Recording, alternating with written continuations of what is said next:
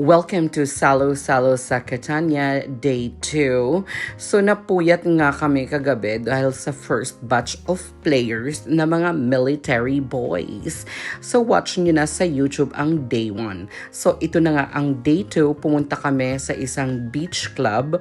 But since it's already over this summer, sabi namin parang wala nang utash kasi nga lamigar na ng bahagyar. Pero actually here in Sicily, mainit pa rin.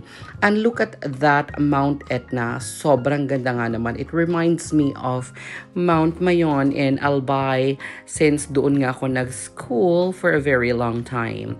So ayan, nakarating na kami sa beach club at yun na nga, walang tauhar. Napakalaki ng beach club pero wala nga siyang tauhar kasi nga tapusar na ang seasonar sa ganong mga MS. So ayun, pumunta na kami sa restaurant. We had a fine dining restaurant at ang sarap-sarap nga ng feeling kasi hindi na siya sobrang init. So the feeling is really good.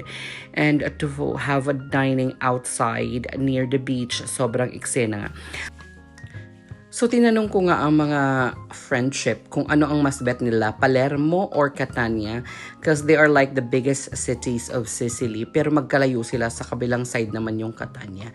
But then we had a very good experience in Palermo, so most of the girls have chosen Palermo kasi nga sobrang ganda nga naman ng experience namin doon.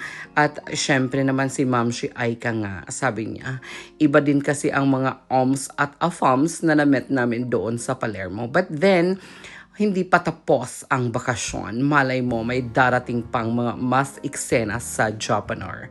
At si Miss Fatima Beltran nga ay first time niyang makarating sa Sicily dahil nung Palermo days, hindi siya namin kasama. Kaya nag-enjoy naman siya. It's a very nice vacation daw. At a super emote nga daw ang mga drama namin sa Japanor. At lumaban nga si Ma'am Fatima sa mga Alphamore na dummy horror kasi nag-enjoy din siya nung nag-Sardinia kami sa mga emote sa Japan. So, plakada na nga din ang drum. So, ayun, after that, nag-emote din na Kenta sa aking big Channeline Emerald na eyeglasses. Ayan, while waiting for the food, nag-emote muna. Ay, ang tapang ng filterer, Channeline Emerald. So, ayun na nga, nag-order kami ng several dishes and of course, meron na kaming nakaabang na mga AFAM na nakita nyo kanina har. So parating na sila later in the evening at isang grupo naman ito ng magkakaibigan nga na talagang palaban at mas eksena sa Japan. So but before that, wala pa yung order natin kaya sabi ko, i-tour ko na muna kayo dito sa facility ng restaurant.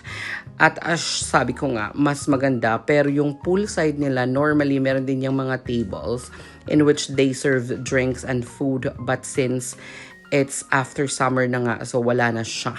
At ang mga eksena dyan ay close na ang drama-rama sa hapon. Pero sabi ko, mag-emote muna tayo dyan. And this is the inside but nobody's in here. It's because most of the people would always find dining outside much better. So lumabas na nga ang food. Ayan yung in-order namin. We have risotto, seafood, spaghetti, and of course, we also have this for dessert na fruitale. At dumiretso na nga kami sa beach side. As you can see, wala masyadong tao.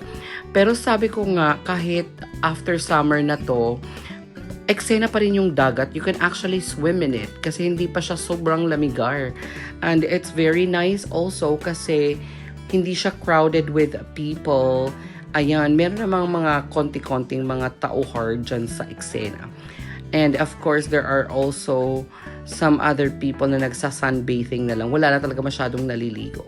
Pero kaya pa actually. Sabi ko nga, I would take advantage to make tampisaw because it's not always that we are here in the beach side. At rampa nga tayong pa-anes sa mga emote dyan sa Dagatar. Ayan, may pa-wet packs si Mayor na may mga pa-emote dyan na mga padrama ko sa eksena. O ayan, diba, Rosalinda, ay, Emerald. Ay, Diyos ko, naka-slow-mo pa pala ang eksena nito. Kaya pala, super emote talaga akenta. So tuloy ang pag-drama-rama dyan sa eksena. At ayan na nga, inanod na ako ng Alonor. Eme lang. So, lingerie nga yung gamit ko, kaya dead marok sa mga otash. Kita ang waputar. Kasi see-through nga ang mga emote dyan. Pero dead maroks lang naman sa mga tauhar kasi keri-keri naman ang mga eksena. So, yung mga oms nga, naka-ready na sila, they will bring some Aperol yata ang mga eksena nila sa Japan. Sabi ko, lumaban na naman tayo for the next batch of players. But before that, nag-tiktokar muna ang mga aklaar ng mga emirate sa Japanar. Di ba? Disco ang eme. So, yun na nga, umimote na lang kami at dumiretso na kami sa city center. Nag-rent ulit kami ng van going to the city center. So, it's our first time to go to the main old town. Kasi, nung nakaraan, dun lang kami malapit na restaurant sa bahay.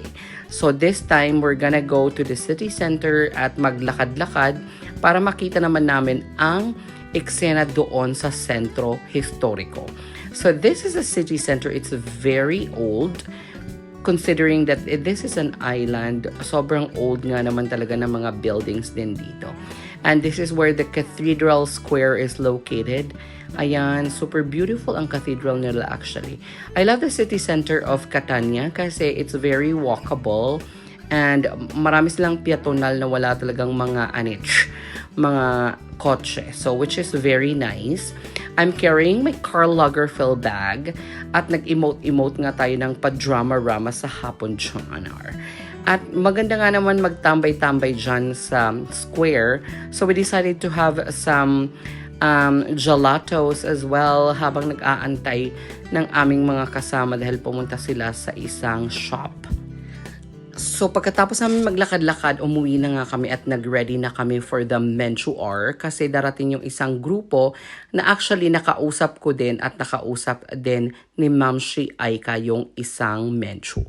So, sabi nila, okay, since magkausap na rin lang naman din sila at kami, sabi ko, same invitation na lang, bring your friends and then mag-emote na. So, ayan na nga, nag-invite na daw sila ng mga friendship. So, nag-abang na kami ng taxi going home para makapag-emote na. So, ayan, hindi nga Aperol ang dinala na, kundi parang ibang brand na parang Aperol Spritz pa din. Ayan, di ba? 3 bote ang dinala nila, Dai.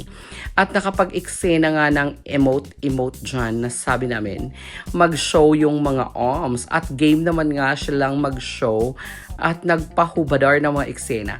Yung isa nga sabi niya, hanggang dyan lang daw ang kaya niyang hubarin. So yung 3 mencho nga, naghubad-hubara na sila sa mga emote. Sabi ko, sumali na din tayo sa mga pa-dance-dance eme. Di ba nga mga mare? Kaya talagang, di ba eksena na ang mga drama-thon sa hapon. At ito na nga si Ma'am Shi Aika at si Ma'am si Sauce na ay lumaban na din sa pa-dance emirate. Di ba naging macho dancer na yung mga Stalafar. So may private show na kaming nangyari hard dyan sa Salo-Salo Ever. Di ba? Lumaban nga talaga si Bagets ng pa-dance. Di ba? Private show. Di ba? Ay, mabenta si Ma'am si Sauce na siya ang nabitan ng mga oms. At ayan na nga, may pa eye-to-eye emirate pa. At biglang yung 2 hard na talaga ang sumama sa mga eksena. Sa mga emote. Di ba? Pak. Ayan, jealousy yung isa. Hindi na siya lumaban sa mga eksena sa Japan. Kaya sabi nung isa, siya naman daw. Medyo emote lang kami. While I was doing the video, nag-enjoy naman akong tingnan muna sila. At mamaya na ang salo-salo sa kwarto. Emerald para mas talafar. Sabi ko nga, ang bet ko talaga sa mga Gitaliano ay walang ka-eme-eme. Talagang dire-diretso ang mga eksena sa Japanar. Di ba? On the wall na ang mga eksena. Tawahar lang kami ng tawahar dyan. Sabi ko, pasok na rin ang mga emote. Game na game nga itong mga bagets na ito dito sa Sicily. Kaya pasukar mga mamshi, i-subscribe na yan.